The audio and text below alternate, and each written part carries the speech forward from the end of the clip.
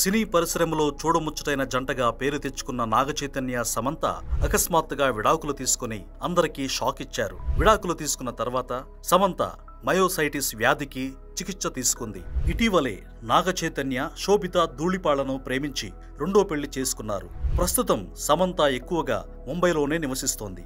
తాజాగా success verse అనే Instagram ఖాతాలో వచ్చిన ఒక పోస్టును సమంత లైక్ చేశారు. జీవిత భాగస్వామి తీవ్ర అనారోగ్యానికి గురైతే పురుషుడు ఆమెను వదిలేయడానికి ఇష్టపడుతున్నాడు. మహిళలు మాత్రం అందుకు భిన్నంగా భర్త ఆరోగ్యం బాగోలేకపోయినా అతడిని విడిచిపెట్టాలనుకోవడం లేదు. తాజా సర్వేలో ఇది తేలింది. భార్యతో ఎమోషనల్ అటాచ్మెంట్ లేకపోవడం వల్లే భర్త ఇలాంటి నిర్ణయాలు తీసుకుంటున్నాడని సర్వేలో వెల్లడైంది అని ఆ పోస్టులో ఉంది. దీన్ని లైక్ చేయడం ద్వారా తనకు అనారోగ్యంతో ఉంటే నాగచైతన్య విడాకులిచ్చాడు అనే విషయాన్ని పరోక్షంగా చెబుతోందని నెటిజన్లు అభిప్రాయపడుతున్నారు. అందులో ఎంతవరకు నిజముందనేది వారిద్దరికీ తెలియాలి.